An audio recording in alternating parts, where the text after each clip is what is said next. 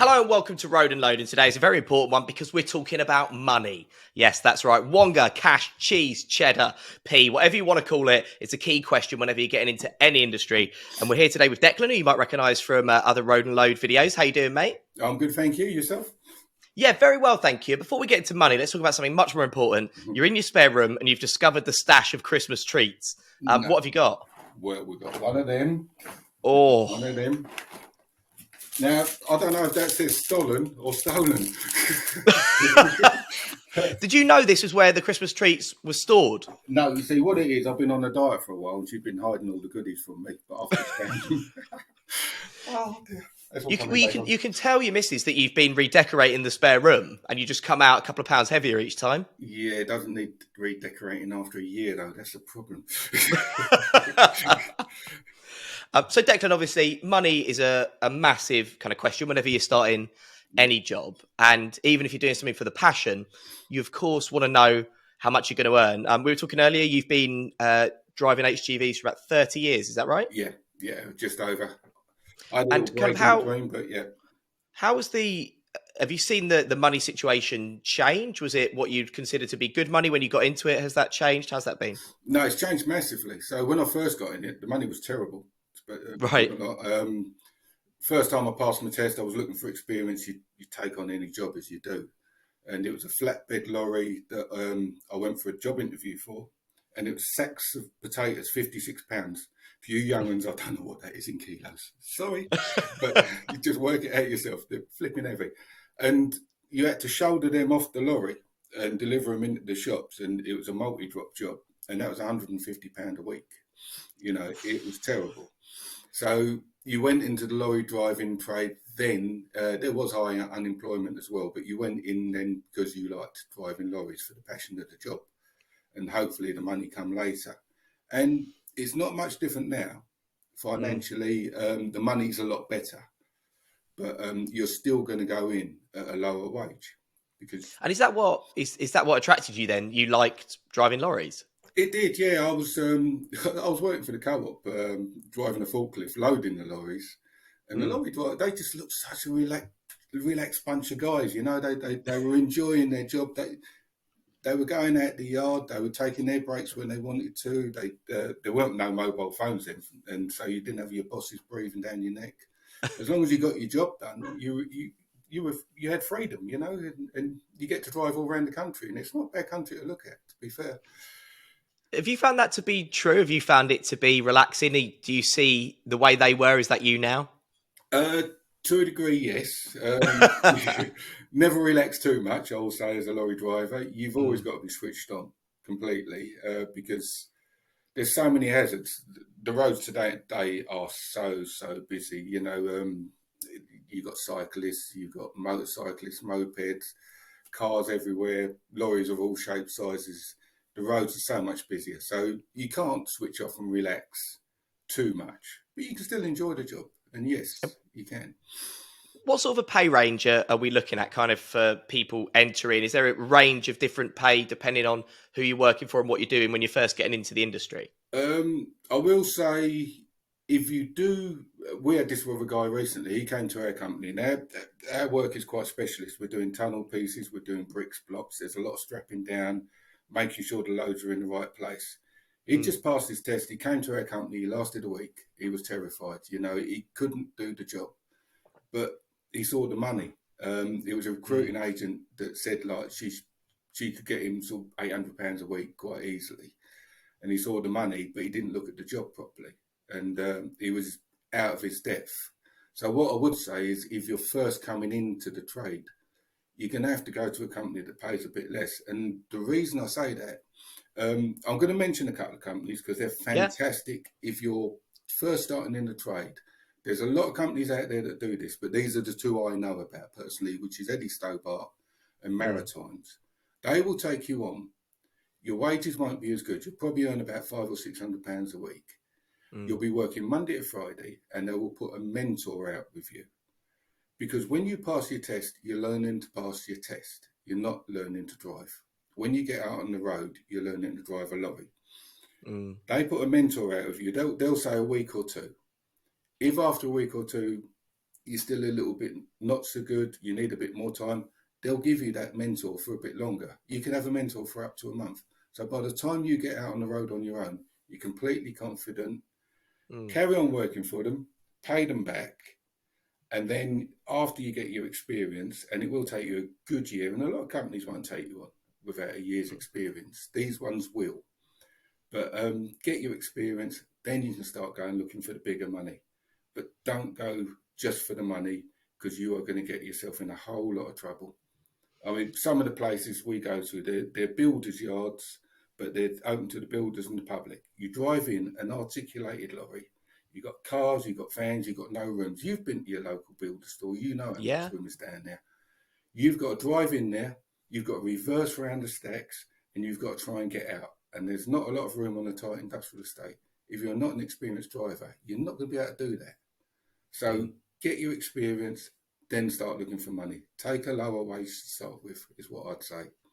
And even if you are going into those kind of companies that you mentioned for kind of build up the experience, is there a certain level that you should be looking at? Okay, like go, this is industry rate, this is fair, so that they know that they're not getting paid too little. Oh, honestly, yeah, I would say if you're taking home under £500 a week, that's not fair, I don't think. Because you've still got all that responsibility. You've got the responsibility of the loads. You've got the responsibility of other road users. You know, as I say, you're constantly switched on. You have to commit quite a few hours to lorry driving. If you think you're going to work 9 to 5 or you're going to do 8 hours a day, think again. You're going to hit traffic jams. You're going to get to yards they can't unload you for 3 hours. You know, you're not going to be doing 8, 10 hours, and you're not going to be home for dinner some nights, and some nights you're not going to get home at all. So, you know, but anything under £500, I wouldn't entertain it as a new driver, to be honest. And what are the top paid jobs in the industry? You mentioned obviously what you do is quite specialist. Yeah. What are the top paid jobs, and what are those people doing? So you've got different. So with me, I can quite easily earn over £1,000 a week, easily. I work for it, but they can say to me, we've got a flatbed, can you take that out? Say yes. We've got a skelly, which is a container lorry, can you take that out? Say yes. Or a bulker, which is a tipping lorry. I can drive all them different vehicles. So the more experience in that way you've learned, then the higher money you can earn, because you can go to a company that drives several different types of vehicles. I'd say the low loaders are probably the best paid. They're the ones that go slow with the biggest loads on the back, normally got an escort. I don't fancy doing it. I don't fancy driving 25 miles an hour to Scotland. But, you know. Never-ending journey. Exactly, yeah. It just do me head in. I can't stand my own company for that long, to be fair. But, you know, when you say, what are the companies? There's plenty of companies that pay big money. You know, people who go to Europe, go abroad. They earn good money, but they earn good money because they maximise their hours. So the hourly rate probably isn't much different to mine. But you're allowed to do 3 15-hour days in a week. They'll do that. You're allowed to drive 9, 10 hours twice a week. They'll do that, you know, and they'll have minimum breaks and maximum hours. So they'll get all their hours in. That's how you make your money. There's not many jobs out. A lot of the film companies, movie maker, they're very good payers. But you're away from home 2, 3 months at a time sometimes, you know. So you've got to weigh up what's right for you. There's no real answer to that question because there's so many different types. Drive around the M25, look at every single lorry. You'll see tippers, you'll see flatbeds, you'll see curtain siders, you'll see all sorts, container lorries, and the containers will have different size containers on them. There are so many different types of driving jobs. You know, it's very difficult to say one specific type is going to pay you a fortune. And if you're doing a job like that, like you say, working with film or TV or whatever, you're away for a couple of months. Yeah. Would they be putting you up in a hotel like they would with the crew, or would they expect people to be sleeping in the cab? Some of them do. Some of them don't. Depends on your location. So if you're on a location in the middle of a field somewhere, you're going to be sleeping in cab. The cabs are comfortable. They've got microwaves, fridges, beds, cupboards. You know, they're well kitted out. I'm Sounds better 6'3". than my flat. Yeah, oh yeah, definitely. Yeah, I showed my missus around my one. She was quite surprised how big they are inside because I'm 6'3" and I can stand up and not touch the roof. So Oh you know, it wow. gives you an idea of what a high top lorry is like. Mm, But yeah, so if you do, it's no big issue if you do have to sleep in it. It's got a night heater. You're not going to have a problem. But the film companies, I think they do put you up. If you're a day driver, then that is important. So if you're a Monday to Friday day driver and you get caught out and you run out of hours and you've got to stay out, your company's got to put you in, either put you up in a hotel because you won't have the kit to sleep out. You won't have washing gear. You won't have change of clothes. So they've either mm. got to put you up in a hotel or they've got to send someone out, and they call it to rescue you. So they'll bring another driver out. You'll go home in the van, and that driver will drive your lorry back. So yeah, it depends on what you type. So if you're so I'm a day driver Monday to Friday. I Mm. don't mind doing the occasional night out. So I've got all my night out equipment in my lorry ready to go if I do get caught out. Got me pot noodles, and What flavour? yeah. Oh, I like the curry one. That's my favourite. I'm a chicken and mushroom man. Yeah, I don't find a lot of taste to that. I have to put a little bit of soy sauce in that one, and it Yeah, boosts it yeah. up a little bit. It does give it a little perk. But yeah, that's it. Because that's the other problem, you know, when you do sleep out, if you sleep in the services, some services, it's £30 a night. Some companies will Mm. pay that. Some won't. You have to make sure your company will before you do that. And then if you pay £32, you get a £10 meal voucher. But Right. the only meal you can get is a burger or fried chicken. And it's not very good for your figure. So I'd always say, if you go So on. how common is that? Like, kind of when you're staying out and stuff. And I mean, I guess the big question is a lot of people watching this might be wondering, well, how does that get paid for? Is there a company credit card, or are you paying for it yourself and then expensing it back? Some companies have, I've forgotten the name of the account. There's a few different ones. Some companies have accounts with the services. So you just put your account name in or your company name in and your registration, and then it's paid for. Other than that, with our company, we pay for it. We put the receipt in on a Friday, and then they pay our expenses, and they're very good at it. They do pay, very quickly. But there are companies that won't pay for a night out, so you have to sleep in the lay-by.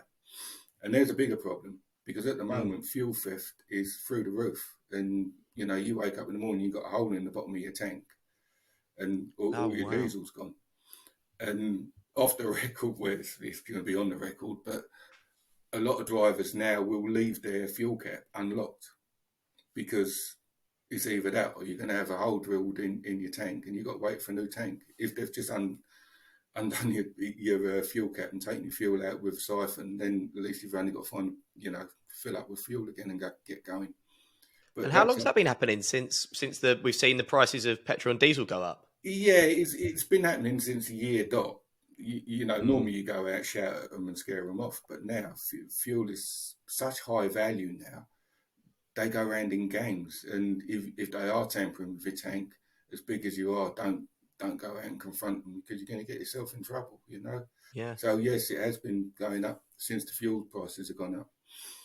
And you mentioned companies like Eddie Stobart who'll send you out with a mentor. Yeah. So I'm guessing that's a different job within the industry. I'm guessing that's a very experienced driver who then moves on Yes. to specifically doing that. Yeah. Are there kind of other jobs around that if you are a driver and you think, actually, I want to move on to do something related but different? What other jobs are there in the industry, and what kind of money could you be looking at?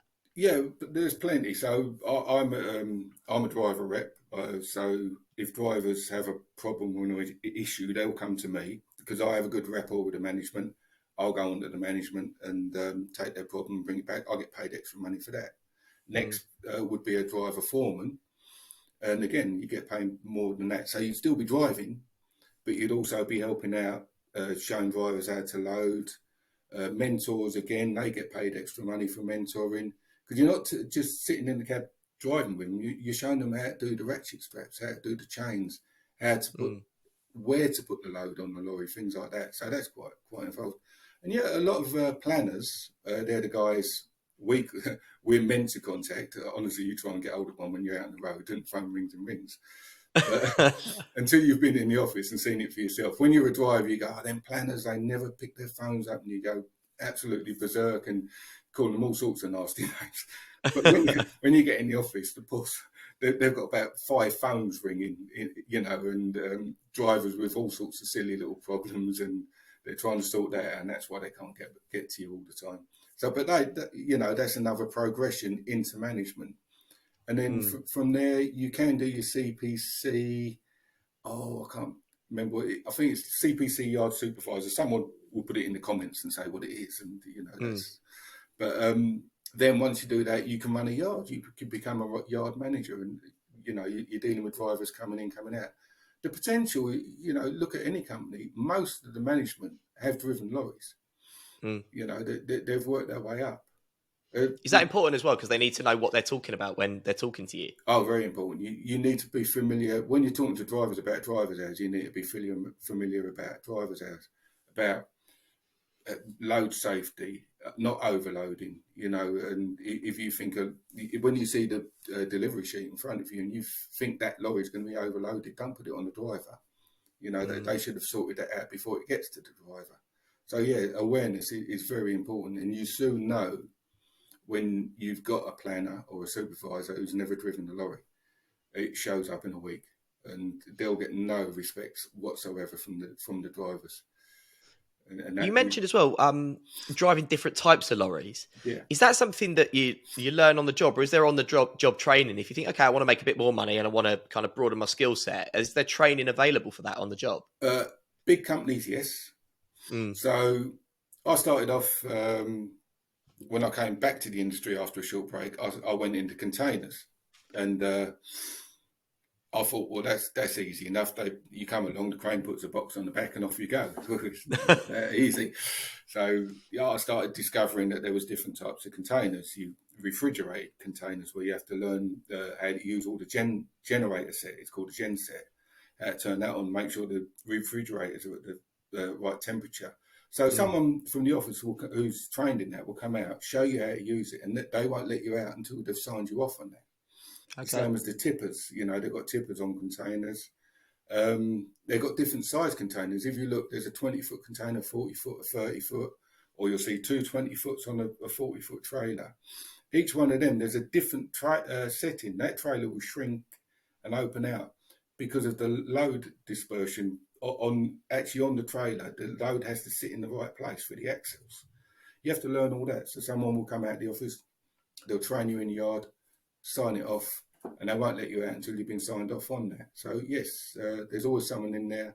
The company I'm with now, I could do high abs, so that's crane work. I haven't done it, but I can do it. That's another course they run.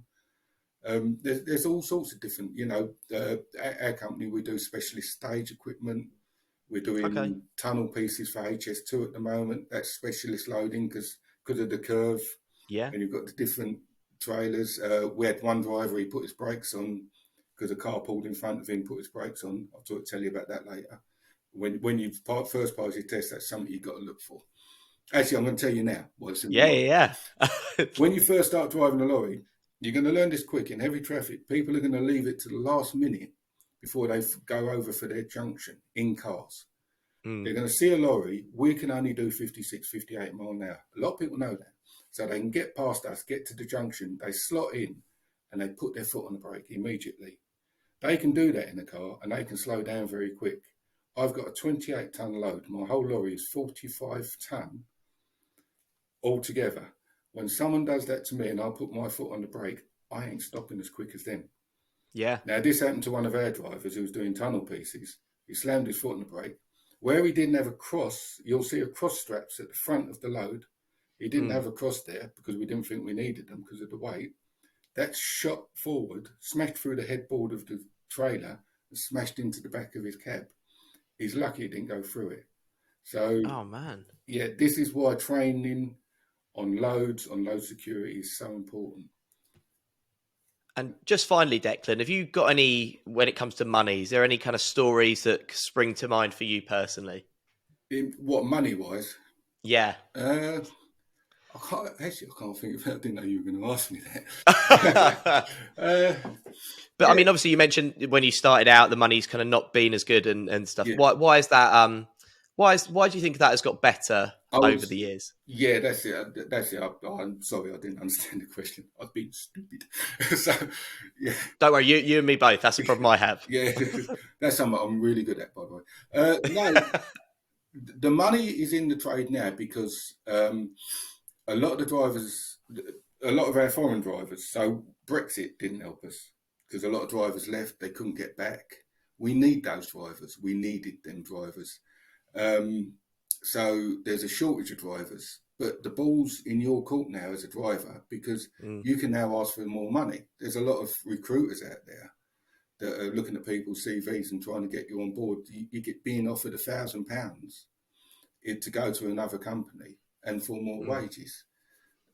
So that is why there's more money in demand. This is not going to last forever because a lot of companies are looking at different ways of getting drivers who are already in the country. Because the problem is, I've got Polish friends, Romanian friends. They're now looking at going back to Poland and Romania because they're paying the same wages because they've got the same problem as us. They right. can't get the drivers, but they've got the work. So they're going back to their country. I've got one guy, he's got a house in England. He's going to rent that out, go to Poland, buy a 4-bedroom house in its own land for £65,000 and drive a I was going to lorry say over cost of it. living's a lot less over there. Exactly. So, Yeah. the cost of living is so high over there. So they can earn the same money we earn here, but it goes a lot further over there. They live like kings over there, and you got to watch that because it might go the other way around. British lorry drivers might start leaving and going to other countries. So a lot of I was going companies to say I'm moving to Romania. yeah, let's go. Yes, it's not a bad country. From what I hear, from what the guys tell me, I think they're just dressing up their own country and make it look better than ours. No, they're good. They're a good bunch of guys, And a lot of people say foreign drivers, this foreign. They're not. They're great guys. They're working away from home. They left their own country to come to another country, and they send their money home to feed their families. You do that because I'll tell you what, Yeah, yeah. it's a big step. But no, a lot of companies now are. They've looked at different ways. My company in particular, we're looking now at recruiting from within, but that means training forklift drivers, factory workers, and paying for it. So Mm, they're going to have to pay them to pass their test, basically, which I don't know how much it is nowadays. What is it, about £3,000-4,000 from what I hear? mm. It was £1,500 when I first did it. I actually got out for £595 because I passed first time. Oh, So still got it. yeah, still the charm. But yeah, it's that's what a lot of companies are looking to do now. They're recruiting from within, they're training within. So in the end, the balance will be redressed. You will get plenty of drivers again. So now is the time to ask for your money, get yourself on a good contract, because I think 5-6 years down the road, the money will come down a little bit. I don't think it'll ever go down to what it was. Mm, And again, the more experience you got, and what I'll say to drivers, if you're coming into the trade, drive everything you can. Drive mm. tippers, drive flatbeds. If they say, "Oh, do you want to do a bit bulking," which is picking up grain from farms, that's fun, by the way, going down dirt roads and bringing trees with you. Do it. Get that experience, and then when you go for an interview and it is a high paying job, you say, "Oh, yeah, I've driven that, I can do that, I can work that out." Because that's Mm, what a driver will always say. Can you do this? Well, no, I can work it out. Because you've got yeah. enough experience to be able to work it out. And, that's when the money gets better. But as I say, at the moment, they're looking at new ways to bring drivers in. And I think that's going to be the way recruit within. Fantastic. Well, Declan, thank you very much. Honestly, I feel Yeah. like we've learned so much, and hopefully there's some great information there for people watching this video, thinking about getting into the industry, thinking about moving around in the industry, whatever it is they might want to do. If you've got any questions or thoughts, do pop them in the comments below, and look out for some more videos with Declan here on the Road and Load channel. Perfect. Thanks, mate. Thank you. That was wicked. It's been a pleasure.